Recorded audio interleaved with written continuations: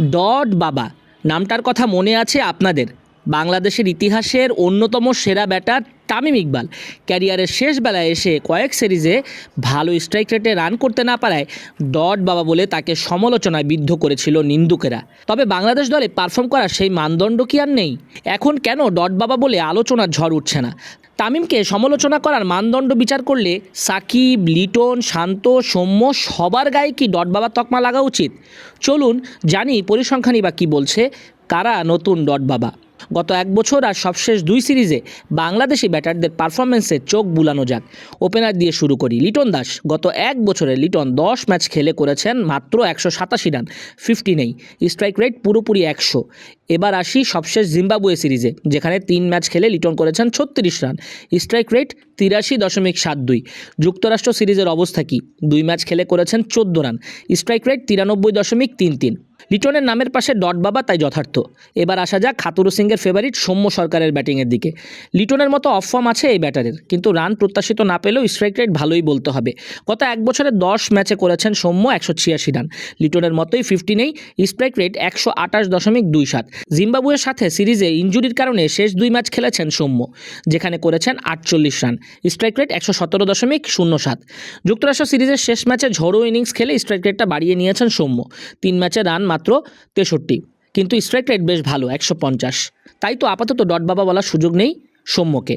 বাজে ব্যাটিংয়ের নেতৃত্বটা দিচ্ছেন খোদ অধিনায়ক শান্ত। গত এক বছরে 14 ইনিংসে ব্যাট করে রান করেছেন 248, সেরা ইনিংস 53 নট আউট আর স্ট্রাইক রেট 105.08। শান্ত মূলত ফর্ম হারিয়েছেন জিম্বাবুয়ে সিরিজ থেকে।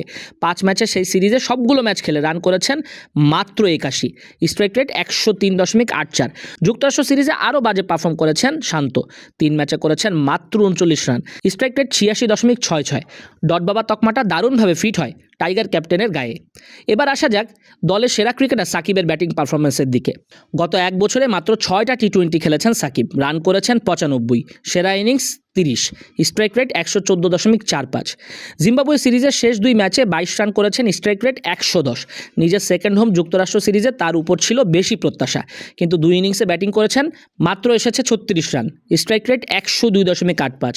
সাকিবের স্ট্রাইক রেটও কিন্তু প্রশ্নবিদ্ধ। ডট বাবা বলবেন কিনা সিদ্ধান্তটা আপনাদেরই। ফর্মের বিচারে এই মুহূর্তে দলের সেরা ব্যাটার মাহমুদুল্লাহ রিয়াদ, তানজিদ তামিম ও তাহিদ হৃদয়। জিম্বাবুয়ে সিরিজে অভিষেকের পর এখন পর্যন্ত 7 ম্যাচে 237 রান করেছেন ছোট তামিম, 50 আছে একাধিক, স্ট্রাইক রেট 126.73। তাহিদ হৃদয় গত এক বছরে 14 ম্যাচে করেছেন 364 রান, স্ট্রাইক রেট 130.46। স্ট্রাইক রেটে সবচেয়ে এগিয়ে মাহমুদুল্লাহ রিয়াদ। অভিজ্ঞ একই ব্যাটার গত এক বছরে 7 ম্যাচ খেলে করেছেন 177 রান, স্ট্রাইক রেট 145.08। এছাড়া অভিষেকের পর 11 ম্যাচে 128.04 স্ট্রাইক রেটে 68 রান করেছেন জাকের আলী অনিক। তো এই হলো অবস্থা। তামিমকে তাই একা ডট বাবা বললে হবে না। সম্প্রতি তৈরি হয়েছে বাংলাদেশ দলে অনেক ডট বাবা।